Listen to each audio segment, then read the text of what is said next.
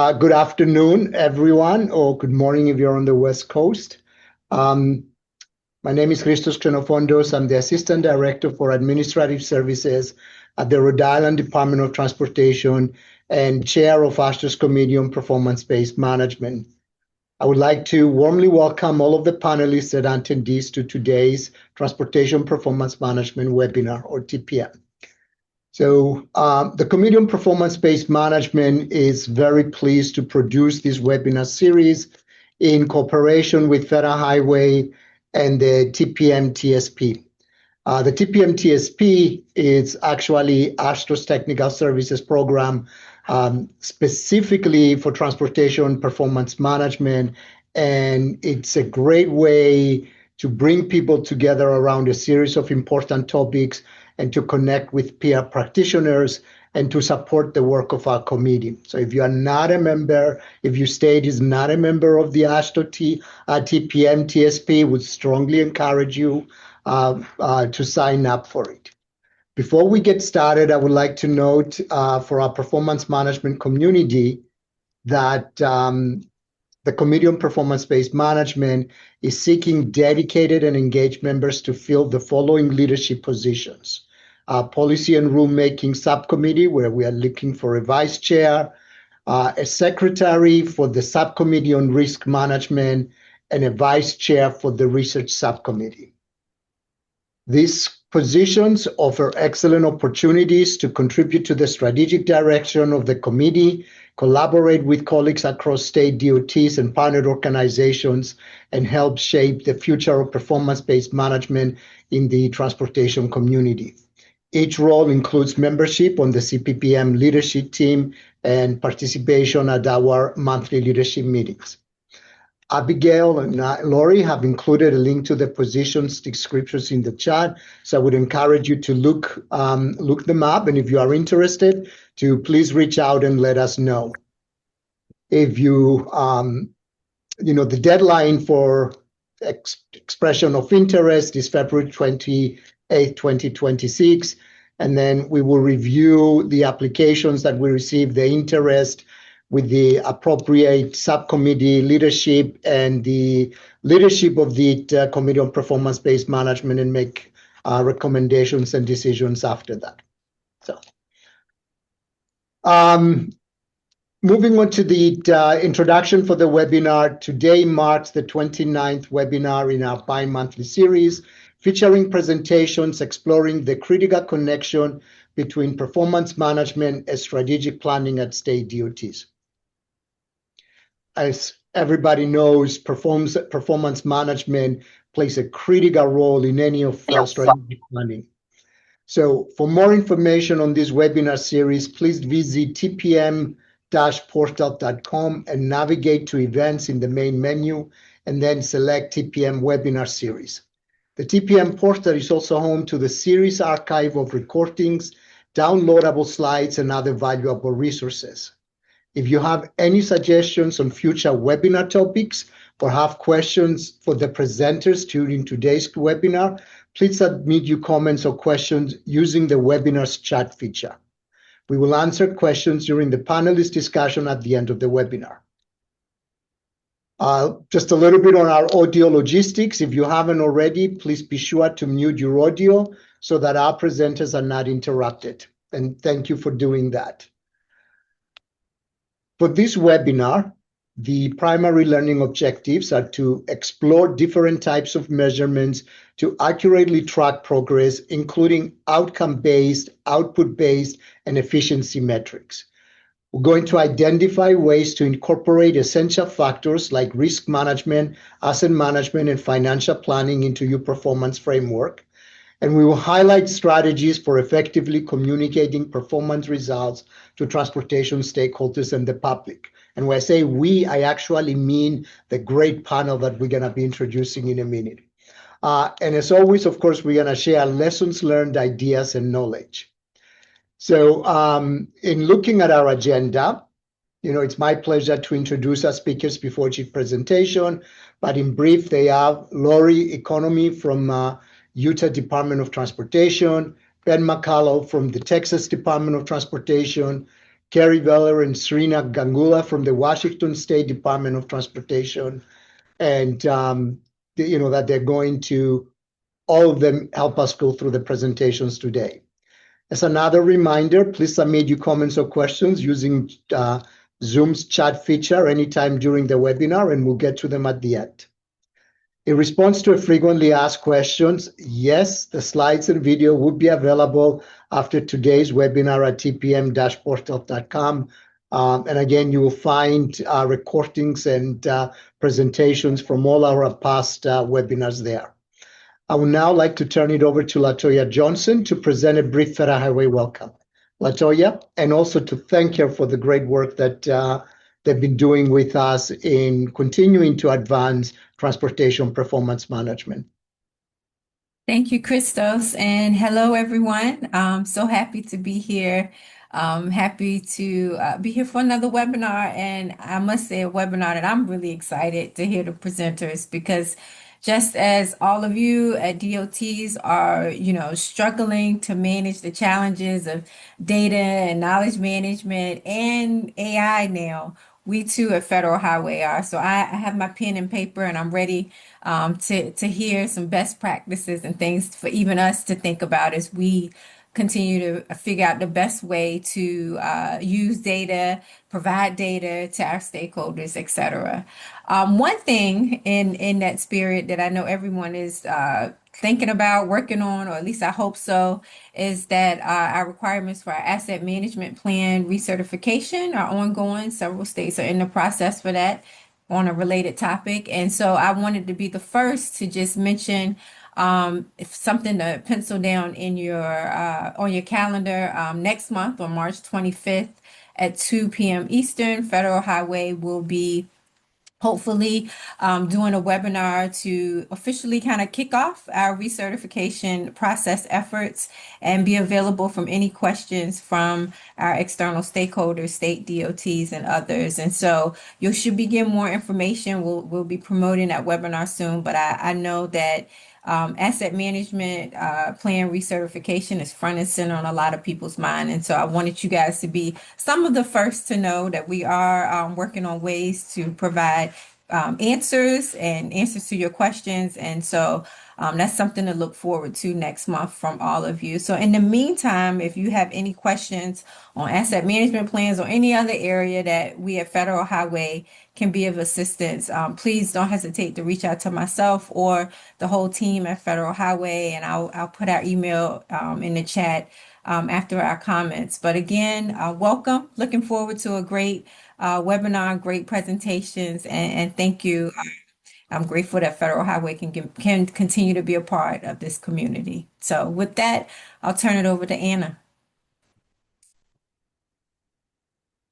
Thanks, Latoya. We love getting that hot off the presses news. When you have the webinar information, we'll be happy to share it out. So please send that over and we'll get it distributed to folks. Thank you. I'm Anna McLaughlin. I'm the Program Director for Transportation Program Management here at AASHTO. Always happy to welcome you to our webinars on behalf of AASHTO and our Committee on Performance-Based Management. I think today we're gonna have some great discussion, great presentations. I'm really looking forward to it. Latoya knows that we value our partnership and our relationship with Federal Highway Administration, and we just want to thank them for their continued support and engagement. It really is critical to the work we're doing. So thank you for that. As Christos mentioned, and I just want to put in another plug, this webinar is brought to you through AASHTO's Performance Management Technical Services Program. And the goal of that program is to advance TPM practices nationwide through peer exchanges, technical assistance, and events like today's webinar. So if you have questions, you can certainly reach out to me or to Christos if you want to talk more about the TSP and how to get involved. Part of what the TSP does is support AASHTO's TPM portal at tpm-portal.com. I highly recommend folks check it out. Encourage you to explore the portal. It really is our one-stop shop for all things related to transportation performance management and is a great resource. One thing before I hand it back over to Christos, I did, I think maybe today is the day for hot off the presses information. Um, and my meetings department usually gets a little irritated when we start giving folks dates for upcoming meetings when we don't have hotel contracts signed. But we do know that CPBM's annual meeting is going to be this year in San Diego, California on October 6th through 8th. You can mark your calendars. We're expecting to have an official save the date coming next month. And then shortly thereafter, registration opening for that. So we're excited to welcome folks to San Diego. And we are starting to work on our planning committee for that meeting. If you are interested in helping us put on that meeting and organize it, please reach out to me. We'd love to get you involved with that. And so with that, thank you for joining us today. It's your participation that really makes these webinars useful and helps build a stronger, more connected performance management community. So thank you for being here. And I'm going to turn it back over to Christos to introduce our first presenter. Thank you, Anna, and so glad to hear the great news about San Diego. I hope everybody's already on their phone. Well, no, right after the webinar, get on your phones and book your trip to San Diego because it's really going to be a great annual meeting. So I will now hear from Lori Economy for our first presentation. And Lori is the Director of Employee Development at the Utah Department of Transportation. She's responsible for developing and delivering all talent management activities, including strategic workforce management, onboarding, technical skill development, knowledge management, leadership development, and career planning. And with that, I will turn it over to Lori.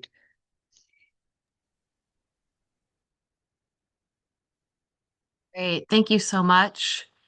Let me go ahead and share my screen here.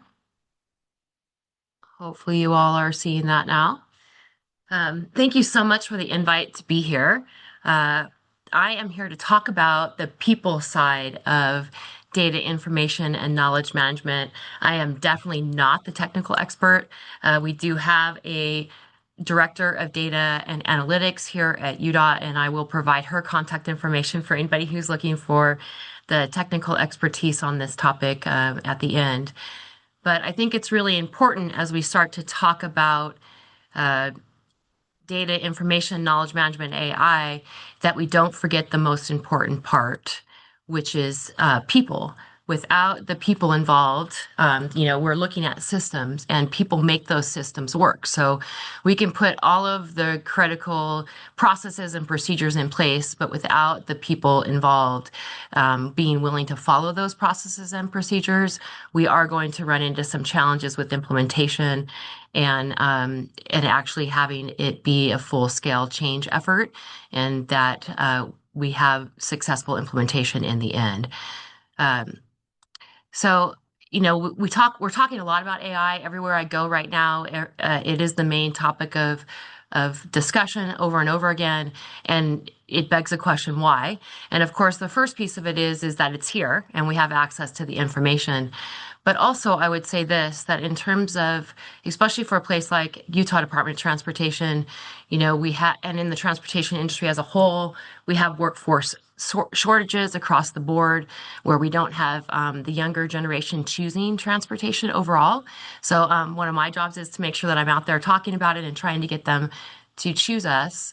But also, as they come into our organization, I think, we need to be prepared for what that looks like. And so this explosion of information that's out there, how do we corral that information? How do we make sure that the next generation can find what they're looking for quickly?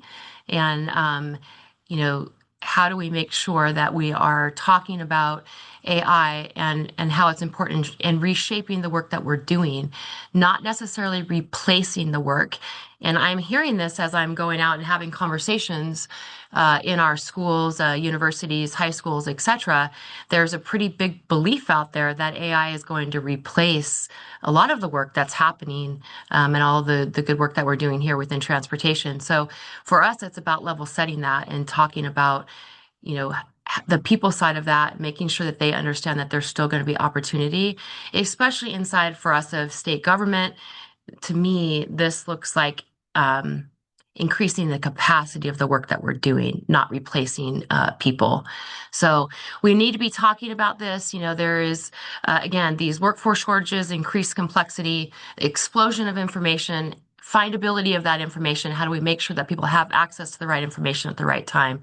And then talking a lot about how it will be reshaping the work that we're doing. So, in terms of looking at any change effort, really, there is a cost of ignoring the people side of anything that we want, any change that we want to make. And what happens when we ignore people and their concerns about these topics, we end up with low adoption, lack of trust across the organization as a whole, mixed messages, right? They might not hear everything. Shadow systems, so people create their own way of finding that information, of their own way of data governance, etc. So when there's lack of direction coming from the agency leadership, people just start to do their own thing. And this in and of itself creates some frustration and burnout. And eventually people just fall back into their old habits and the changes don't hold. And I think any of us who've been involved with change management can see that this last one here is really true, that unless we really talk a lot about the people side and bring them along with us, they will just keep doing what they've always done because it is much easier.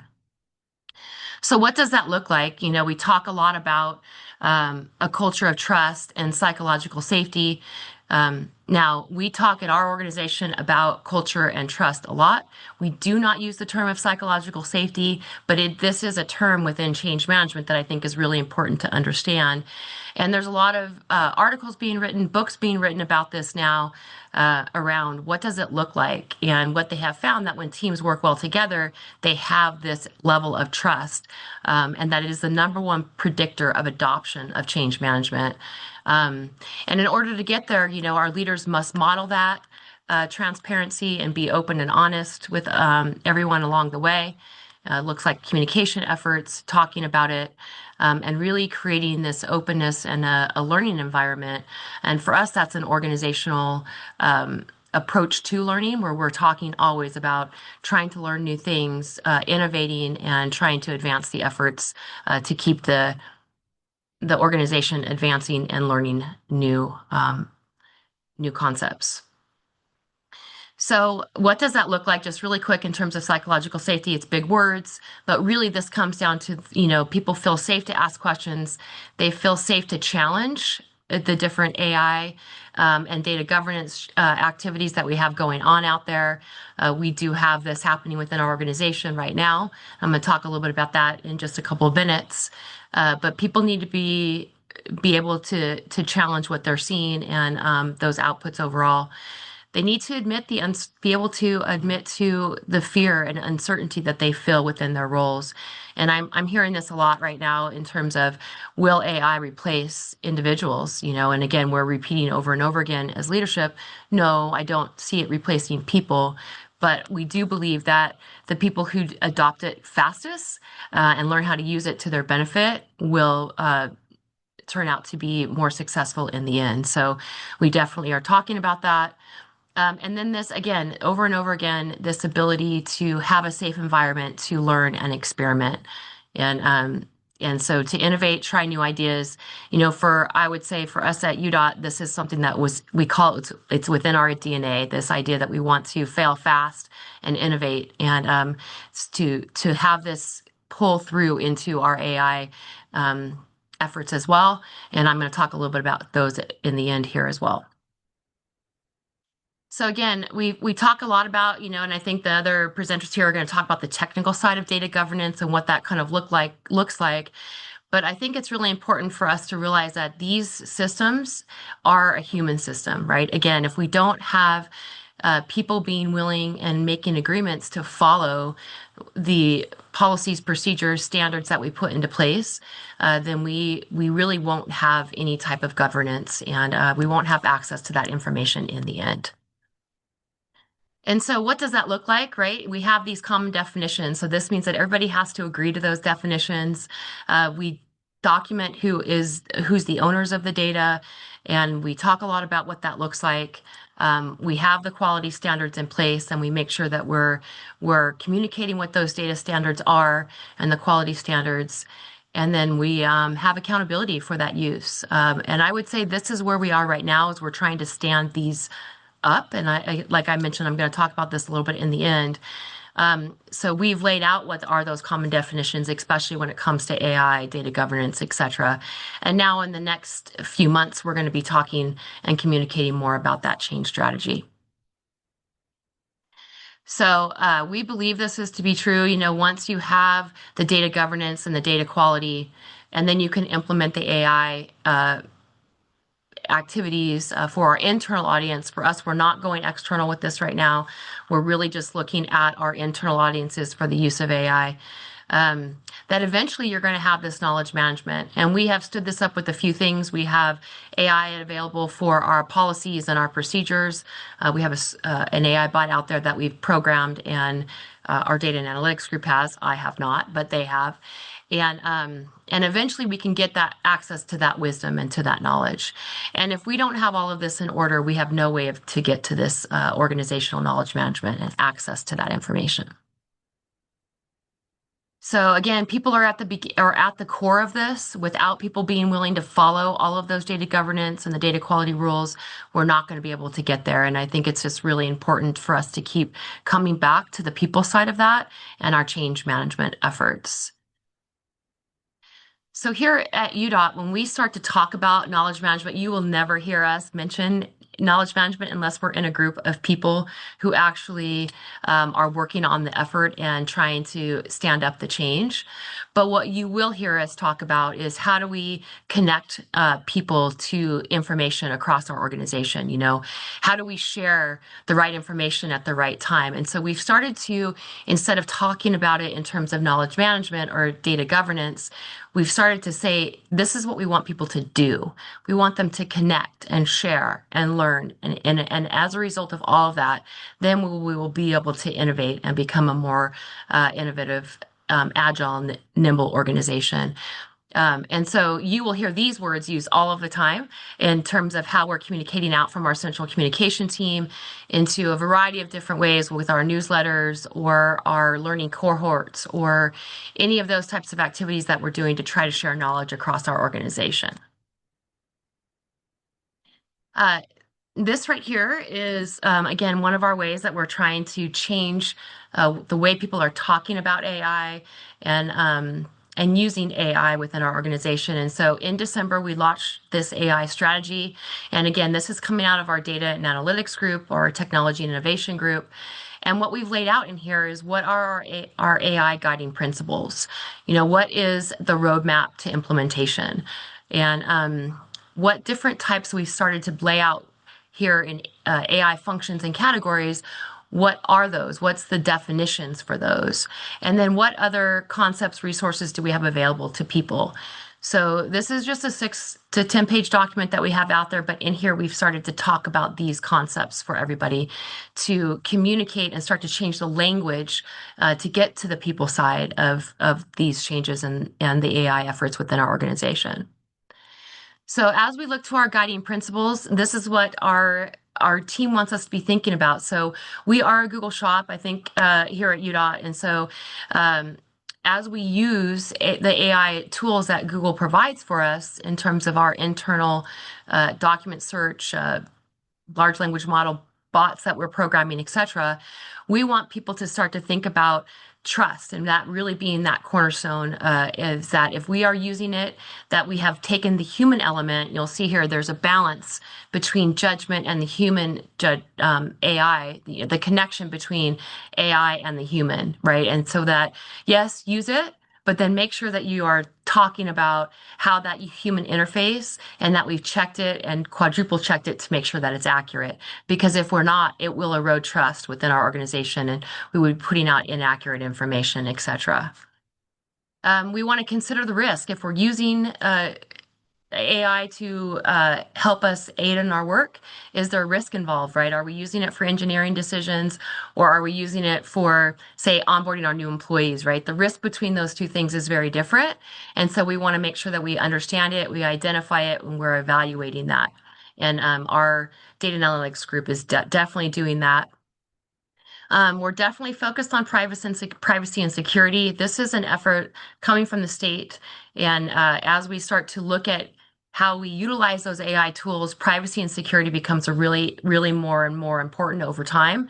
So we're not encouraging people to use a chatbot, but we are encouraging people to use the AI tools that we've been provided through Google, and that looks just within our organizational documents and information that we have access to. We're also making sure that it's a constructive use, right? So that it's helping advance efforts and it's being used for a constructive activity. So again, this right here is focused really on changing the people side of the implementation of data governance and AI and knowledge management. And this effort has just launched, and we look forward to the efforts that we're in the middle of right now. So here you can see that what's also important is AI literacy, and that I mentioned that to you all. And so we've started to lay out what are the different types of AI, because you will start to hear terms used interchangeably. And you only know that you're wrong when you're talking to somebody who's in our data group who understands these concepts clearly. And I know that for me as a leader, as I started to engage with them and start to ask questions, I would use terms interchangeably and they would be like, that's not what that means. And so we decided, well, let's lay out some definitions. So we've done that. We're providing training and education, updating our policies and procedures, laying out, we have a statewide policy for that. And right now we're currently trying to adapt our internal UDOT policy as well. We don't have that implemented, but we do have a statewide policy that is guiding us along the way. We want to recognize where AI is being used and where it's not. Again, we don't want people claiming that they've done the work when it is actually AI doing that. So these are some of the things that we are trying to address as we are talking about the people side of changing. So I think it's really important for us to talk about, here we have a couple of AI projects that we have that started out as pilots, right? So they were concepts that we wanted to make sure that we tried to implement, and they were ideas that we had. We connected with our data group, and now these are actually implemented. And now they have institutionalized these processes. They're no longer pilots but things that we can actually use. And so we have access to this information right now.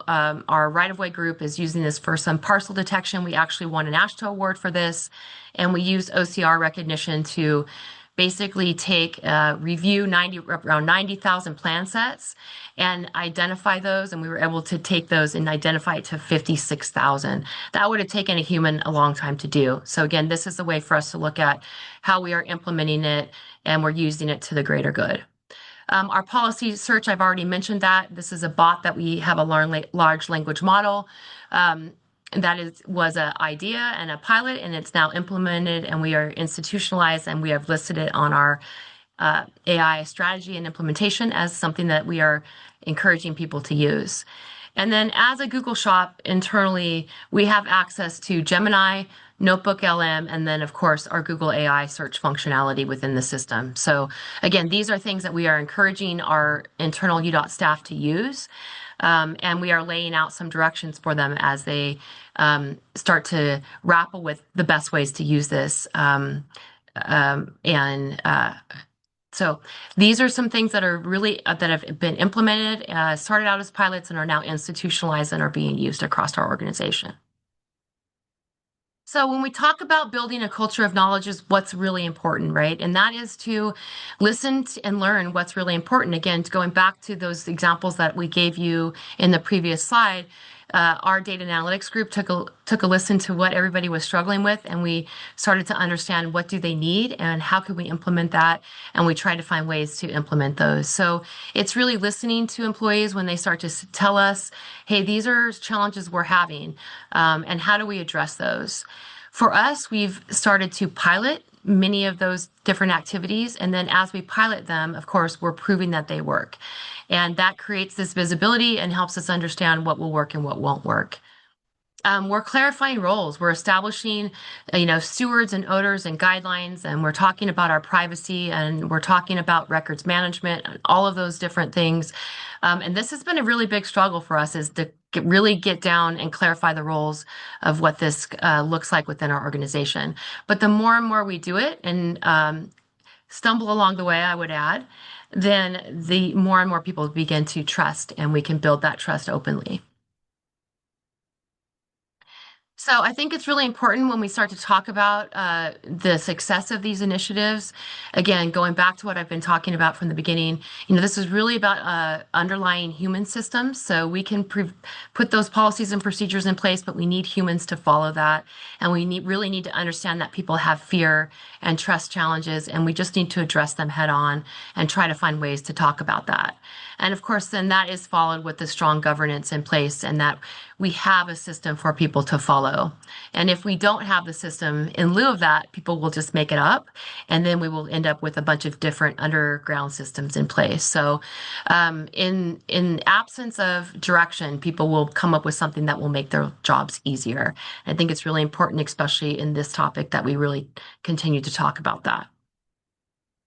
So really, in order to be able to do this, we must prioritize people fostering that trust, the psychological safety along the way, and making sure that people feel heard, developing those skills, common definitions, etc. And I really do think it's important for us to stand this up, looking at the next generation coming in to our departments of transportation, that without these systems in order, they're going to wonder, what organization have I stepped into? So for us, it becomes really important to empower our workforce to be able to do the work that we're asking them to do. And lastly, I want to make sure, again, I have talked a little bit about our Director of Data Technology and Analytics. That's Jennifer Volkenine. She would be the one to reach out on any of the technology side of things that we are currently working on. If you're interested in information from the people side, I would be more than happy to take those questions.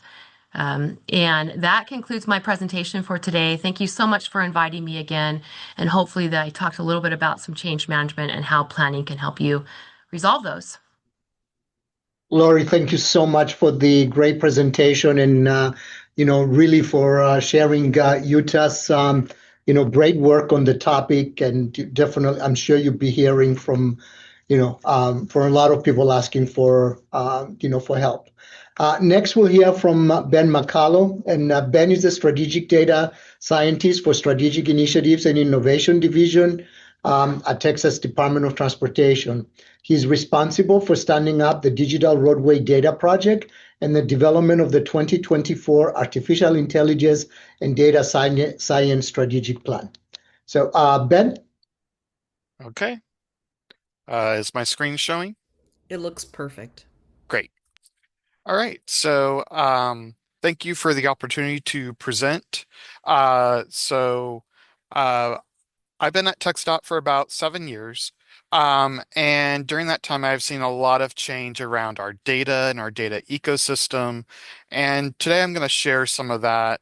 Where are we heading? Where have we been? And what we're trying to do with our data going forward. So basically, I describe my job is to help people understand, explore, and use their data to make good decisions. We have a lot of data at TxDOT, as same with every other DOT. And making that data useful and turning it from data into actionable information is sometimes a lot of work.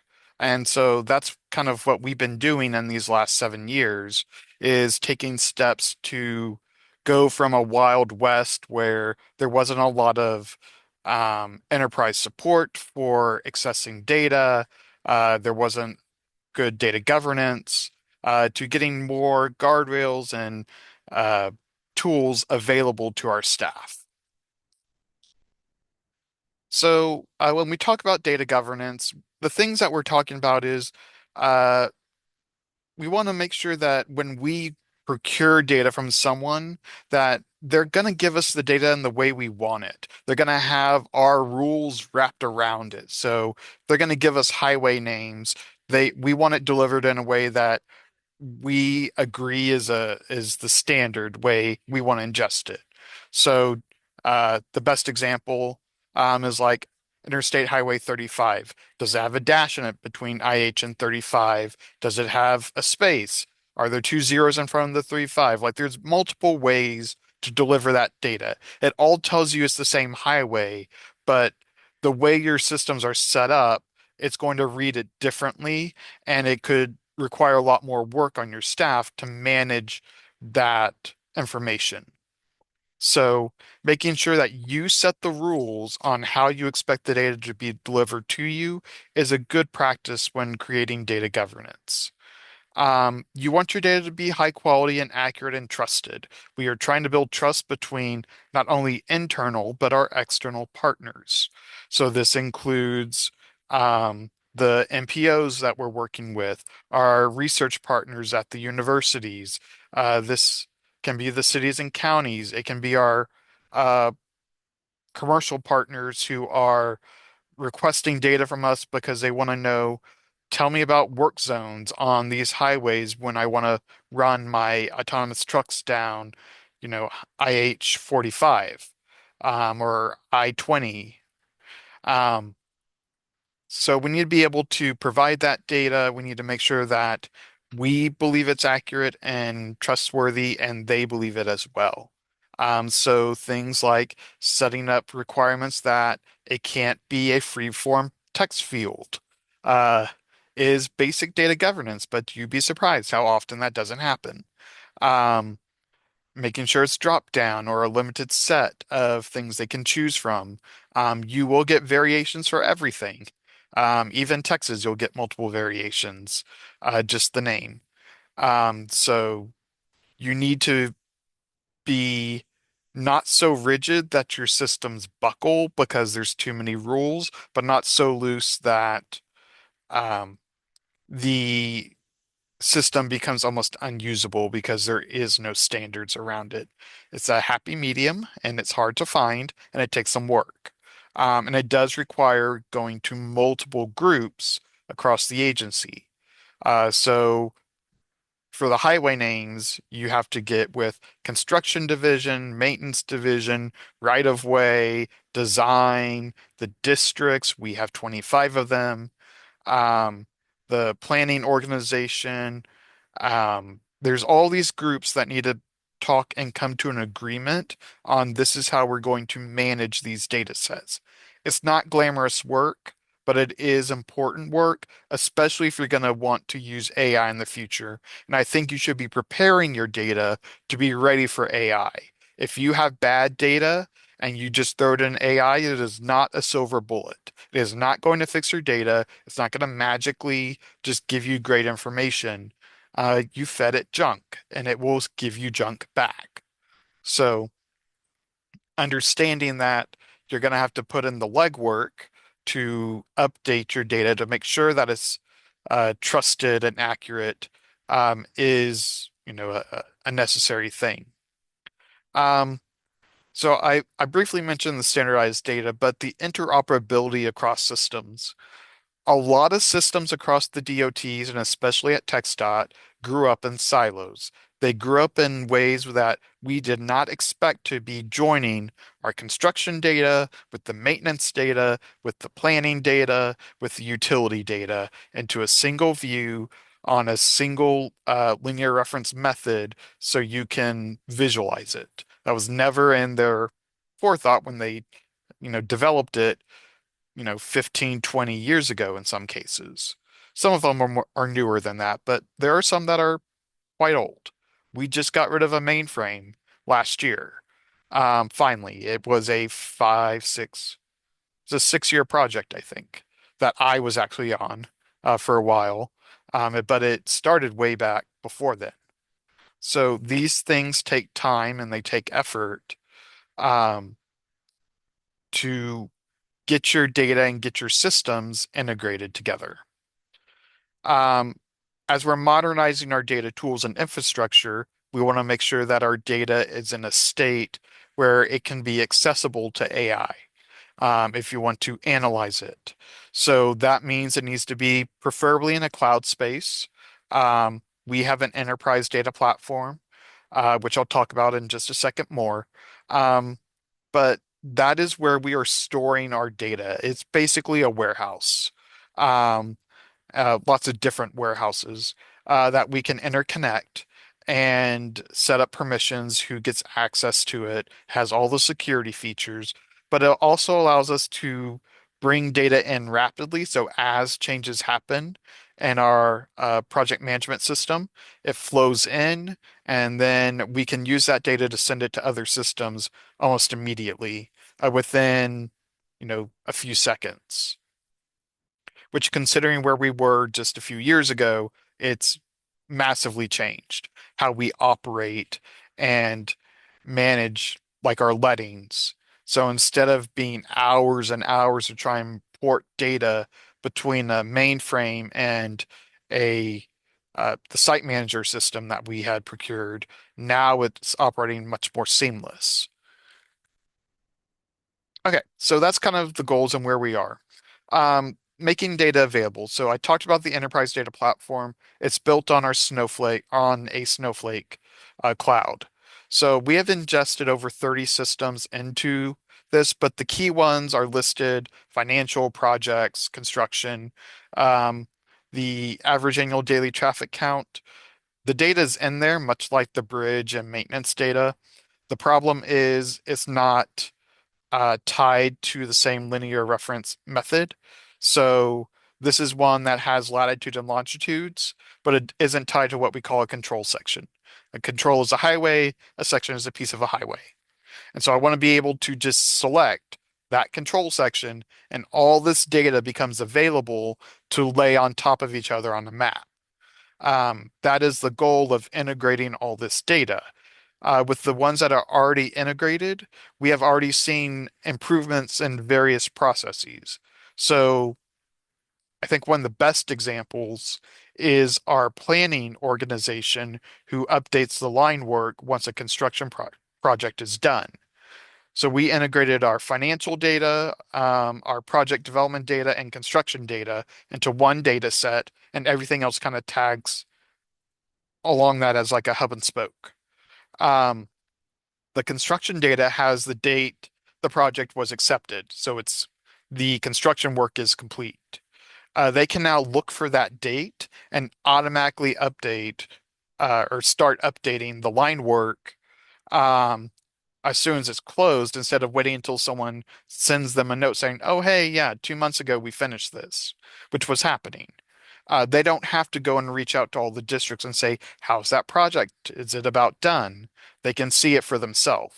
So it's um, serving them uh, with the data they need, and we made updates to the data set to satisfy all their needs. We now have the shapefile of the projects available.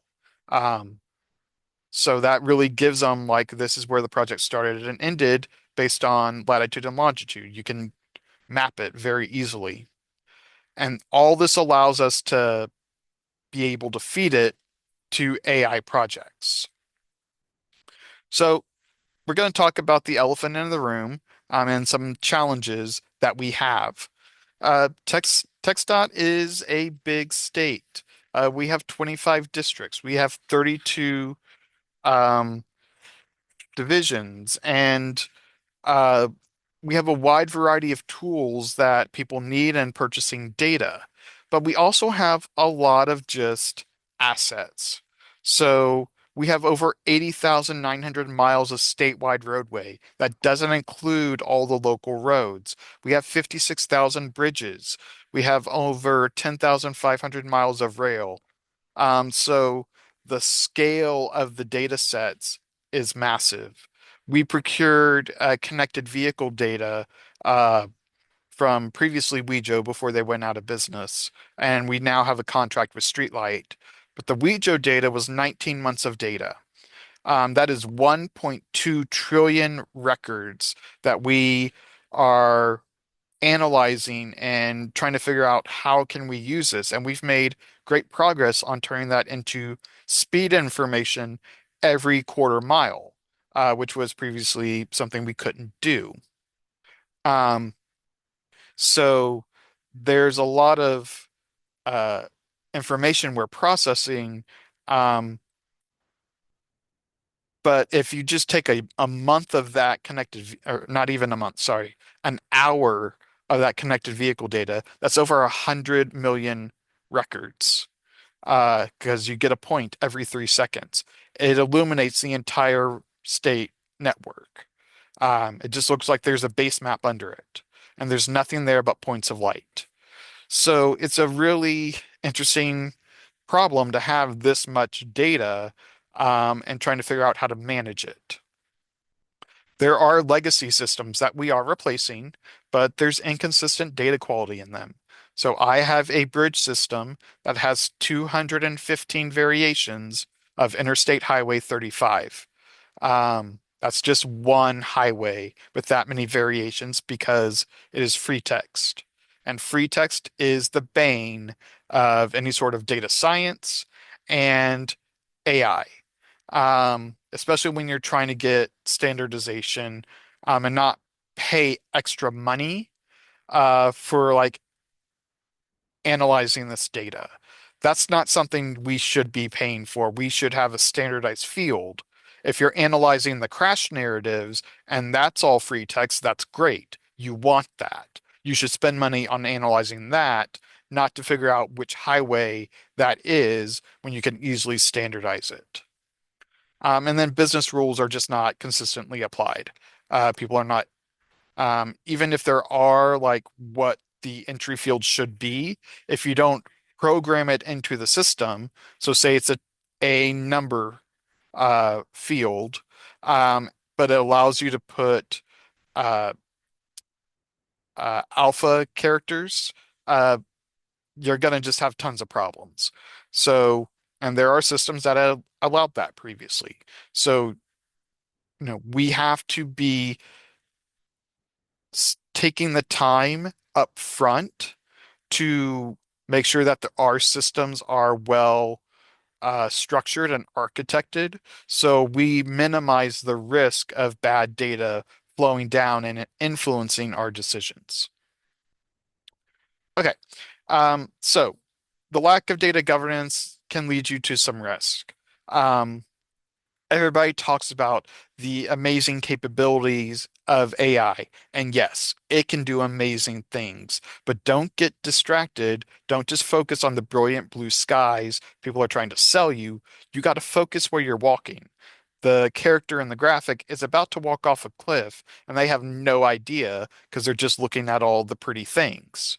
So know that there are some landmines you have to pay attention to.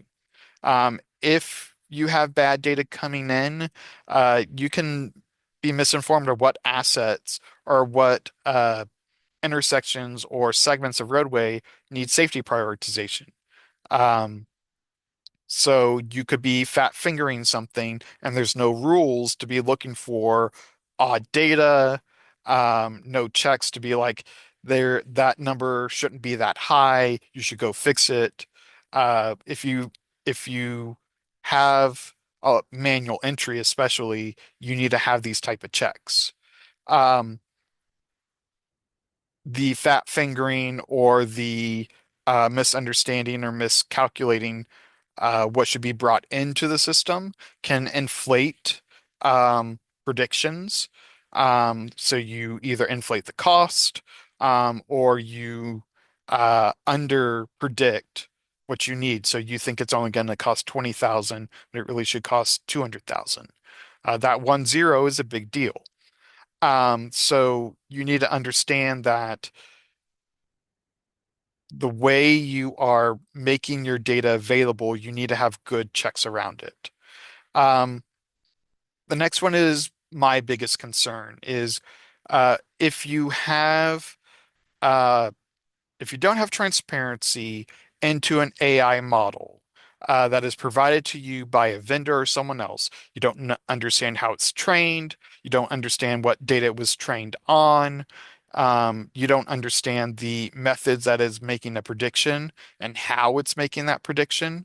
You don't have to understand each piece of data, but you need to know what type of model was built, because that determines how the data that's feeding it is manipulated inside of it.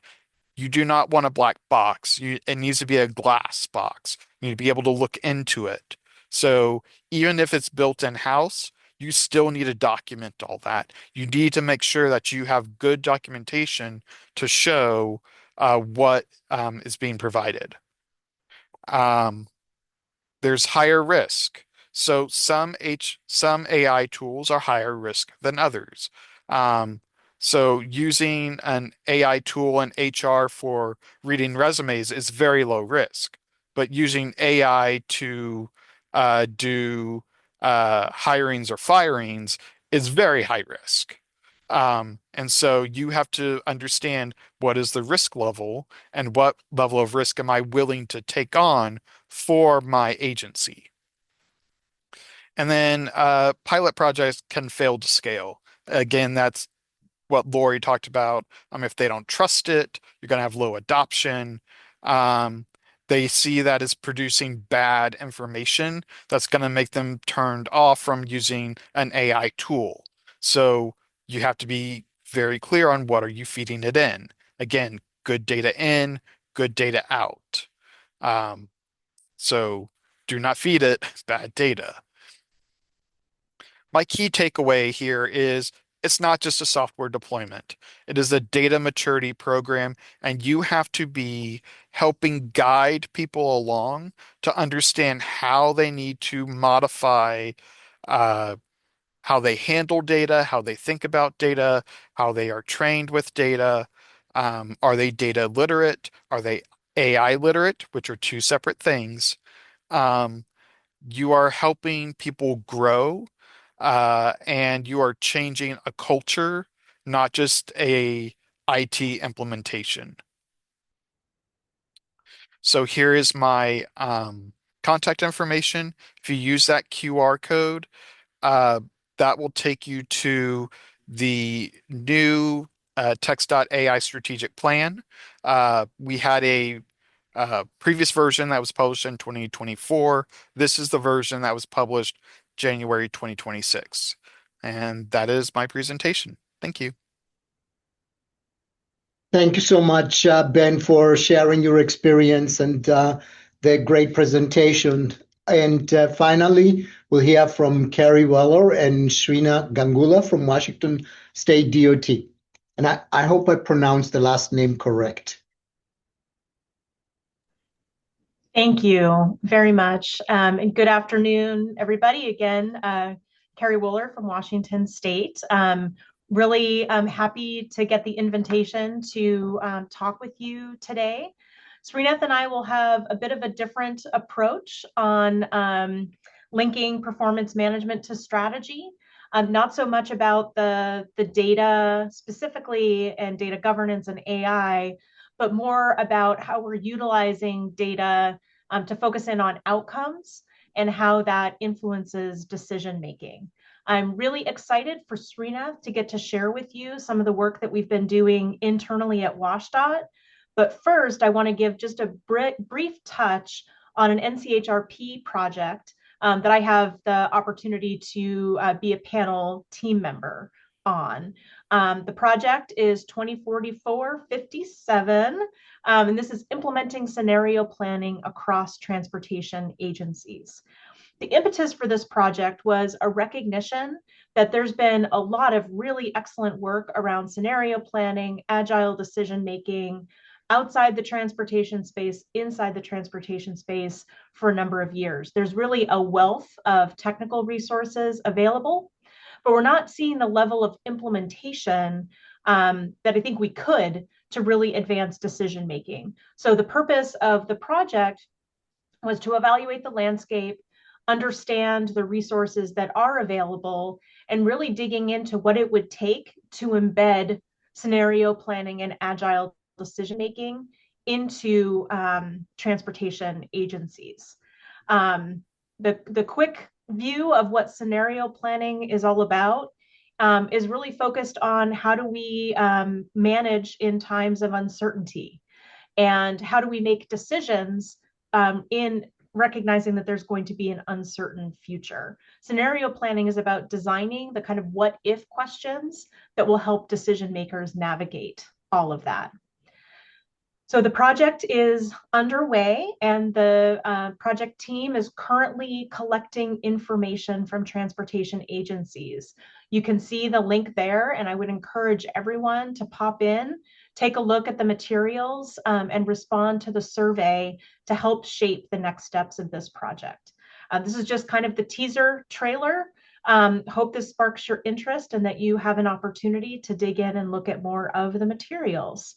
That's it for now on the NCHRP project, and I will turn it over to my colleague Srinath, who leads our performance management office, to talk about the work that WashDOT is doing to update our performance management program. Thanks. Srinath, go for it. Thank you, Kerry. For a quarter century, WashDOT has built credibility through strong retrospective performance reporting. That foundation matters. But today, Washington's highway system is entering the early stages of critical failure due to sustained underfunding. We're a national leader in asset management, and we have already stretched preservation strategies as far as possible. The challenge now is not technical, it is structural and financial. Preserving what we have is fiscally responsible and legally required, but without a forward-looking view, decision makers cannot clearly see the consequences of funding choices. That is why we are evolving from performance reporting to performance intelligence, connecting today's data to tomorrow's outcomes in a way that is risk-aware and decision-relevant. So translating vision into actionable plans. We know preservation and maintenance must come first. Protecting the assets we already have is the most fiscally responsible strategy. Beyond that, balanced investment means prioritizing safety and system efficiency, like roughly $2 in safety and reliability for every dollar in expansion. The critical next step is connecting that philosophy directly to capital delivery and performance-based project evaluation. In other words, aligning planning, programming, and performance management so that investment decisions consistently reflect transportation system health priorities. So here is a history of belt tightening. This slide shows as an example that WashDOT has been tightening its belt in pavement preservation for more than 2 decades. Since 2000, we have reduced overlay depths, expanded lower cost treatments like chip seals, narrowed project scope, and shifted from full lane preservation to targeted treatments. These were deliberate, disciplined efficiency measures to stretch limited funding. Over time, preservation became leaner and more tactical. Then comes 2023, where the preservation budget was reduced by 25%. And last year, 2025, we are paving some of the lowest lane miles in recent history. So the key point is this: we are not facing deterioration because of inefficiency. We have already optimized for cost for 25 years.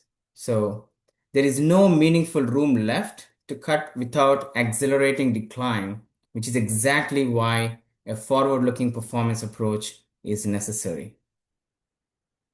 So how is WashDOT evolving its performance? From 2001 to up until 2024, I would say the gray notebook built accountability, credibility, and transparency. That retrospective reporting helped secure funding packages and strengthened trust. Beginning in 2025, we are evolving towards forward-looking, risk-based storytelling. The goal is a simple or a single unified narrative on transportation system health, not just describing where we are today, but showing where we are headed and why.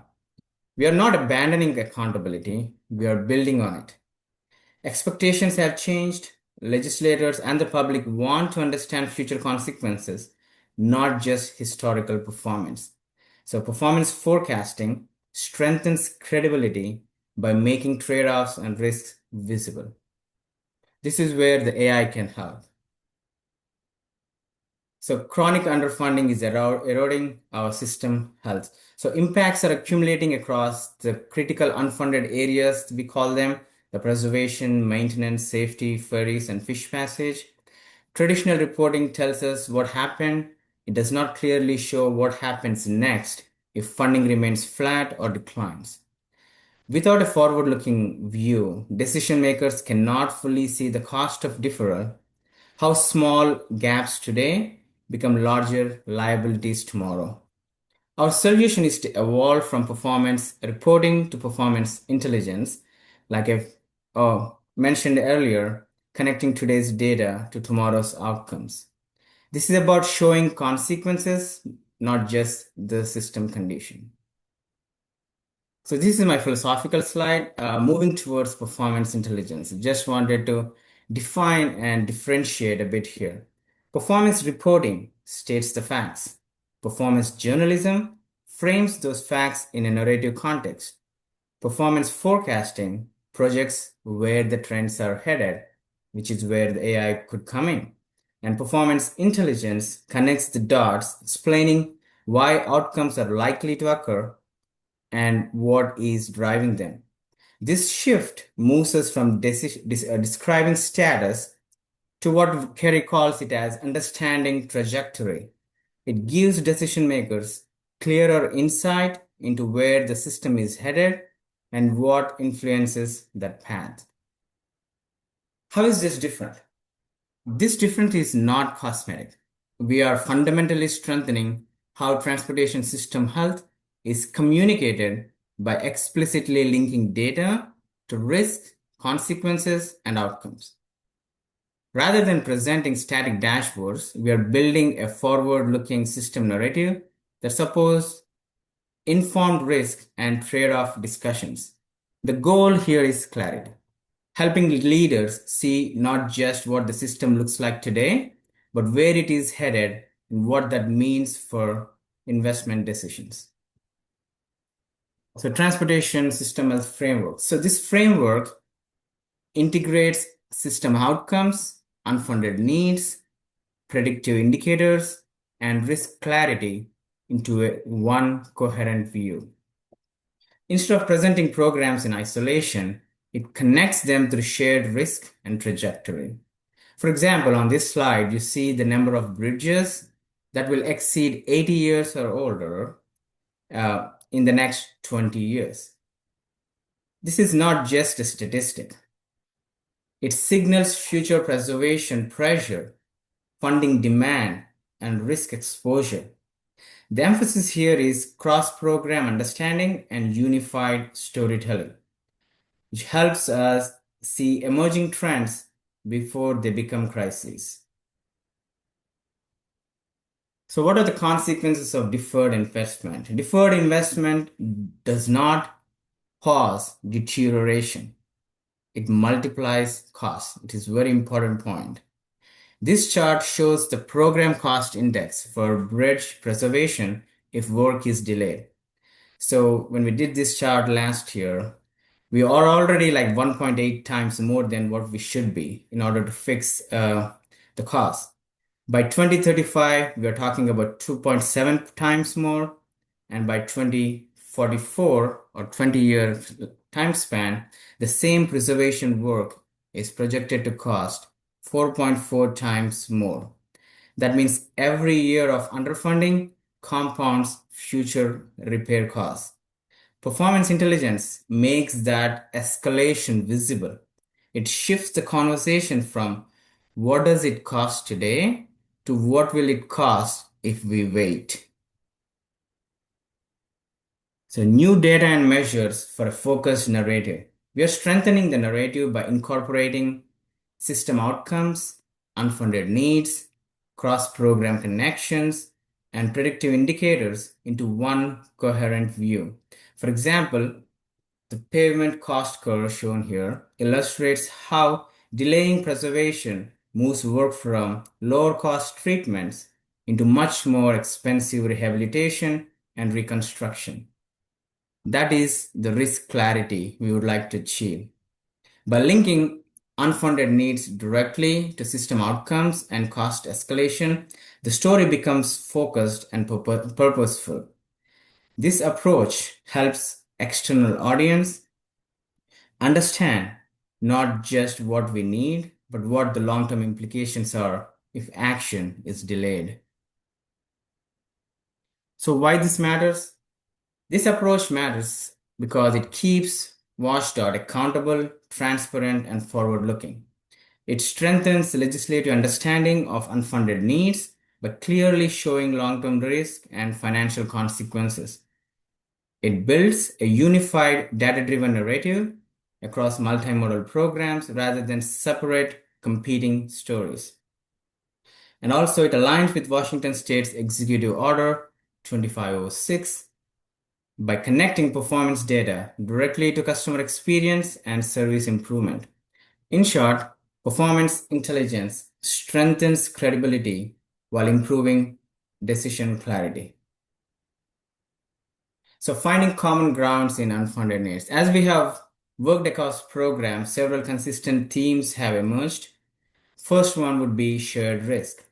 The critical unfunded areas such as preservation, safety, ferries, fish passage, maintenance, and project delivery are interconnected. When one area is underfunded, the system feels it. Secondly, the need for an integrated story, not 6 separate narratives, but one unified view of transportation system health. The third one would be forward-looking tools that help us anticipate pressure before it becomes crisis. This is where we wanted to use the abilities of AI to tell us that forecasting. And finally, consistent messaging is very important. So internally and externally, we're speaking with one voice about risk, priorities, and consequences. So this is how we move towards alignment. So are we not with challenges? We will have challenges. We will have challenges to implement this. So implementing this shift is not going to be automatic. That's the first thing. It requires a mindset shift, moving from reporting the past to forecasting consequences. It also requires trust and ownership, ensuring programs see this as co-creation, not as an oversight. And also the governance clarity, clearly reflecting legislative authority, executive recommendation, and project delivery roles. It also requires system integration across data platforms and methodologies that Ben and Lori talked about. And finally, it requires sustained adoption, embedding performance intelligence into how we plan, budget, and communicate. These challenges are real, but they are manageable. And the foundation, we think, is in place. With that in closing, I wanted to say, as the foundation is in place, we are ready to move from exploration to execution. Transportation system health, powered by performance intelligence, strengthens clarity, credibility, and decision-making across the agency. Kerry and I thank you for the opportunity to share this evolution. We look forward to continued collaboration as we refine content, align messaging, and embed this approach into how we plan, prioritize, and communicate going forward. Thank you. Srina and Kerry, thank you both very much. My apologies for not introducing you at the beginning.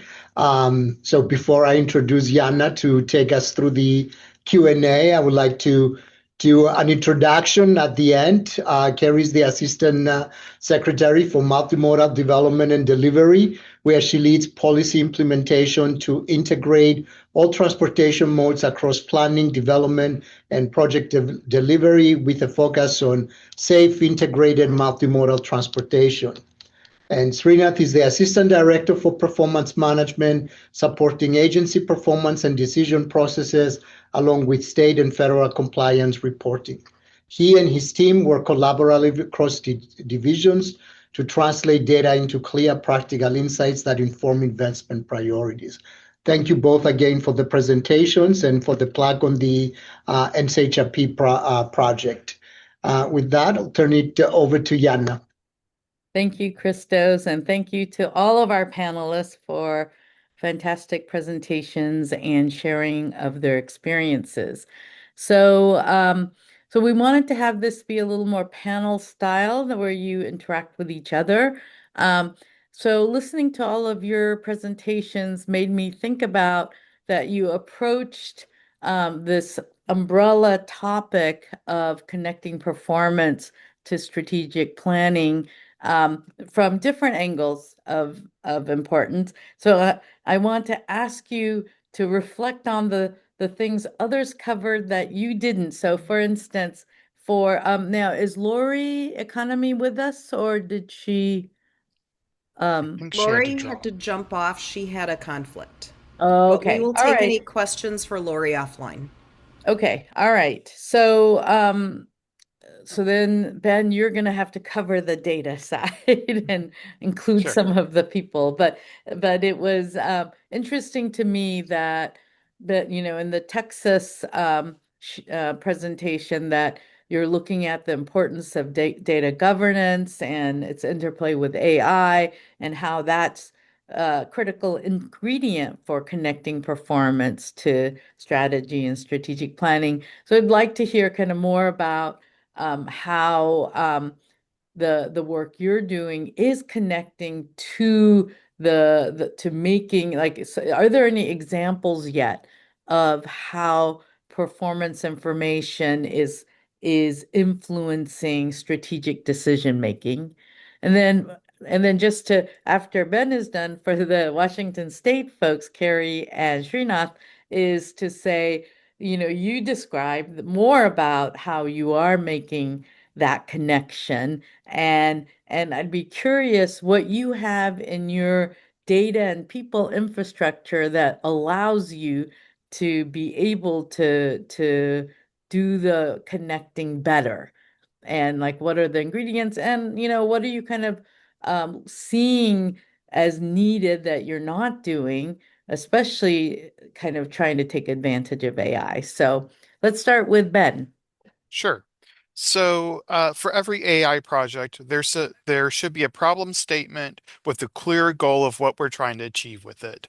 So one of the AI projects that have already been implemented in production is uh, processing invoices from our consultant contracts through our professional engineering procurement services. These invoices can be hundreds of pages long. I am really time consuming to process. And we were being charged a lot of money in late fees because we weren't processing them within our, I believe it's a 30-day window that once we get the invoice. So the AI project scrapes the data, puts it into our system, and then gives a score for each of the fields that it scraped in that a human can review and make sure it seems accurate. This reduced our processing time by 75%, and we're estimated to save about 220,000 people hours every year from just this automation. And while we haven't gotten rid of all of our late fees, we've dramatically reduced our late fees compared to what we used to pay. So having these performance measures to show we know what we wanted to measure before we started the project, that we measured it afterwards, we showed value that we can maintain this and it is a good value and investment for the state of Texas. So I hope that answered the question you were Yeah. looking So for. I'm curious when you had the areas of performance that were the focus areas, were they very much on the kind of internal operations side of things, rather Or, than like safety, mobility, and asset right. management? So it really depends on the project. We do have a lot of AI projects that are still in the hopper to work on engineering projects that Hmm. would affect safety. They're not ready yet, so I'm not Hmm. really to share those. Yeah. Um, but the that is a focus. But Yes. for this one, it was really just trying to improve our performance Hmm. and reduce the number of staff we have to hire because turnover is real, retirements are real. We're not getting new FTEs in the last budget cycle. We're hoping this cycle we get some. So that type of we need to process over $1 billion worth of consultant contracts in a year. We need to figure out how to do this. Yeah, yeah. All right. Carrie and Srinath, how about you in terms of the flip side, the people data side? I'll share one kind of reflection and then turn it over to Srinath. I got to thinking a lot about, one of the real advantages of the work that Srinath's team is doing is to kind of help tell the story and focus in on a common story that everyone can relate to and is really compelling. That all comes back to how is Washington's transportation system serving the people we need to serve? Like that's the North Star.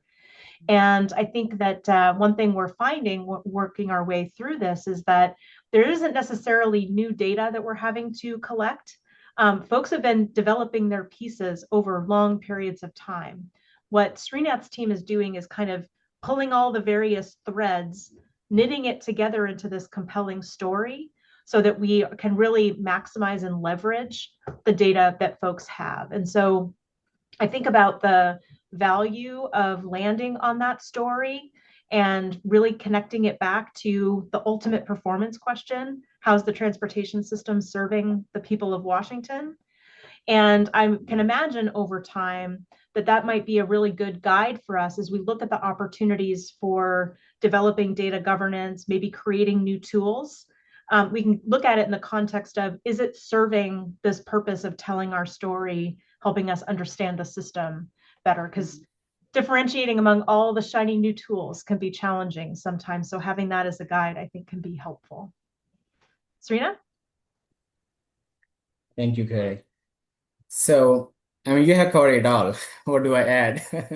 I would say that, this is the process that we have started towards the end of last year, and we have been hard at work trying to build this framework in order to understand and define those common themes and definitions across the programs so that we are soliciting the subject matter experts into this fold and making them the owners of their story so that it resonates with the experts, so that it also resonates with our decision makers and the legislature, because in Washington state, legislature is the one who decides what gets funded. So we are very cognizant of our challenges in that area, and we wanted to use this framework and also adopt AI responsibly in such a way that we can get to that forecasting and also tell that, illustrate the trajectory on how we are, from 5, 10, 15, 20 years from today, given the funding situation that we have today or the plans that we have in place today. So that is very important for us. And one of the biggest things that we are thinking is we wanted to have the subject matter experts agreeing and seeing the value in this so that we are going to that next step. And it is a work in progress, and we are not claiming any success yet, but it is a promising concept. We think that would work. Thank you. All right, so now, you guys have both taken on initiatives, especially it sounds like integrating AI into making this stronger connection between performance and strategy. Going back to Lori's presentation on the people side, can you share a specific kind of advice to others who want to take this on how do you get the people inside your own DOT just to come on board and work together better? Like, what would be a tip? Because I'm sure it wasn't smooth sailing all the time. So, Ben? Yeah. yeah, I'll start that. It's all about building a relationship internally and building trust between um, staff members, different groups, part of the organization, and letting people understand that we don't always have all the answers right now, but I am here to work with you to try and figure out what the answers should be. And um, we have guidance from our executive director that we should be using AI and we are going to do it responsibly and we are going to have guardrails around it.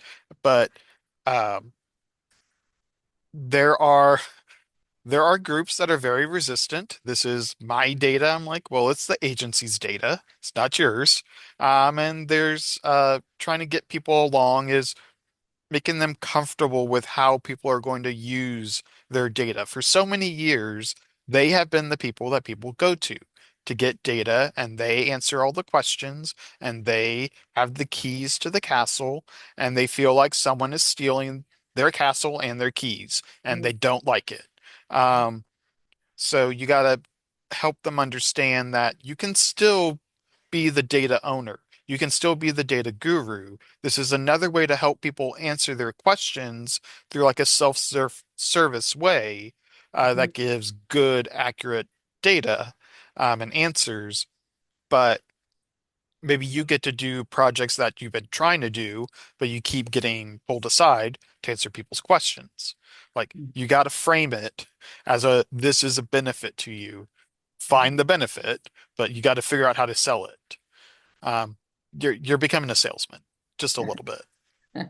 Well, do you see that it's partly a generational thing, meaning the older employees tend to think of data, owning the data closely is power versus the younger see it less that way, and that will eventually work itself out. And yeah, the question was, how do you expedite it, you know? Um, I do think there's a generational divide. I do think like the millennial generation and younger don't see as holding data as power. They want to see it more free and open and available. The older generations, um, they they know the value of the data and they want to use the data correctly. They don't always understand how the new tools will use the data, and that's what scares them because they don't understand it. So you got to help them and guide them so they can get comfortable with it.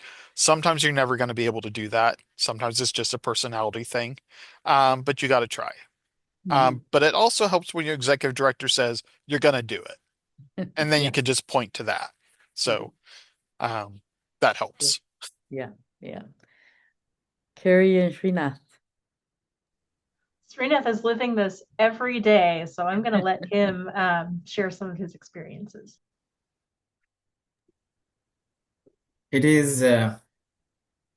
It is very interesting, Hannah, because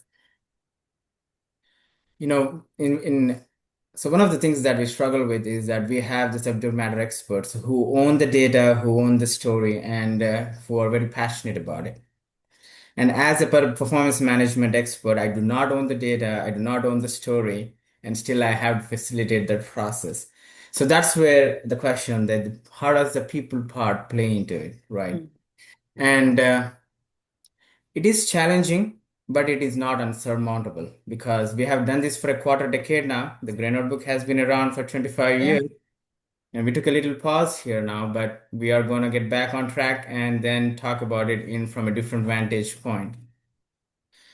That does not make it any easy because we are trying to expand the subject matter experts to different dimensions, meaning that we wanted to include the communication experts into it so that we are rightfully communicating to external audience as well as internal. And we are going to include the politics aspect of it, which I call the executive and legislative, policy at the senior managers of the agency, data, which are the technical folks.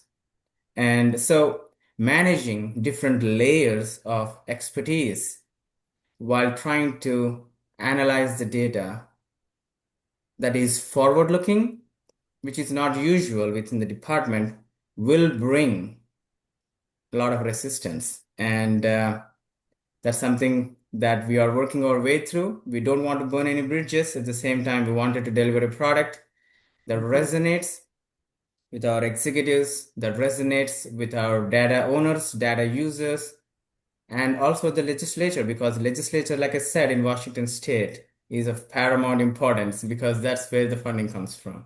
Mm-hmm. So it is a balancing act, Mm-hmm. and Yeah. with executive support will prevail. Yeah. I think whenever the word strategy comes into play, the word balancing always is a key word, whether it's between rigid rules to flexible rules in data governance, or whether it is in how you deal with your people and their various entities and the objectives you have sometimes are conflicting, right? I did want to point out that there has been some exchange on the chat, so people should check it out. So one is between Frank Brown and Lori regarding the AI use focused on internal employees, and are there any plans of enhancing the UDOT strategic direction dashboard with AI for either internal or external use? And Lori is responded that their long-term goal is to use AI with the public as well. And so she has the answer for that. And then there was a question about Ben's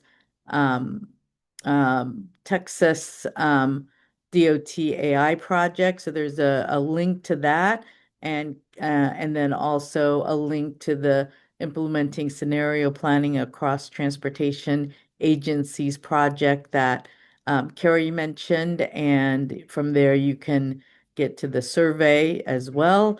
And then there is a question from Frank to Washington State, and he's asking, are you seeing benefits from this approach of improving risk-based storytelling with either the public or government officials?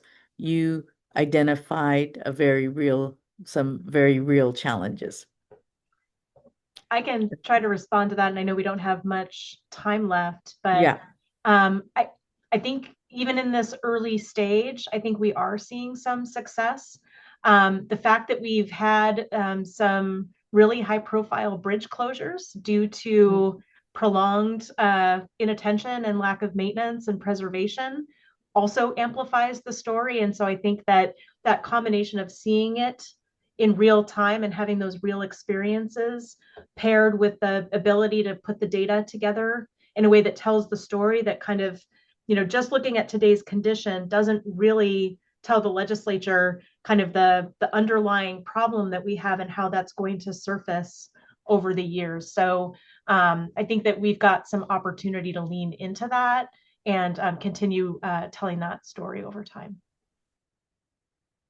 All right. Well, thank you, everybody. I'm looking forward to actually, so the next iteration of Notebook, was it the Great The Gray Notebook. Gray Notebook, right? I want to see the Gray Intelligence book, right? And the continuum of what you guys are doing and in the advancements you're making. And I'm looking forward to Ben seeing out from Texas the manifestation of this great foundational work and the how-tos to make it work within such a diverse, large organization that you have at TxDOT. So fantastic. All right, so just the next webinar will be held in 2 months. I don't have the exact date right in front. If someone could put that in. April And 15th. April 15th.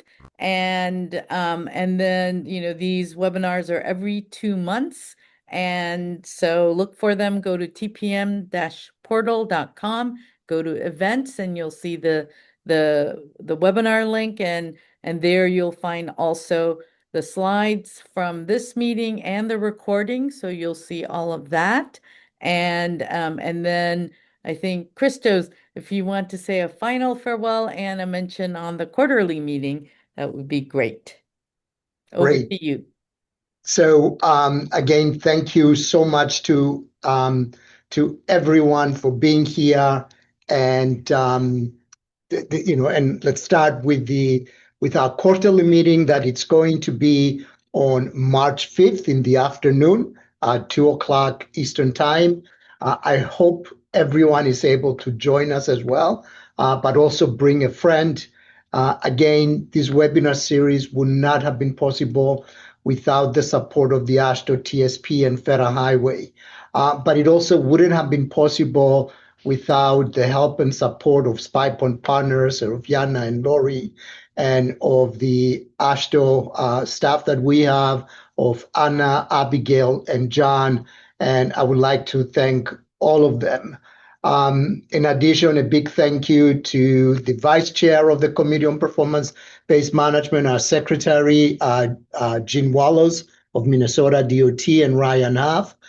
And a huge thank you to all of you for being so engaged in today's webinar and to our presenters. So looking forward to seeing you on March 5th in the afternoon for our quarterly webinar.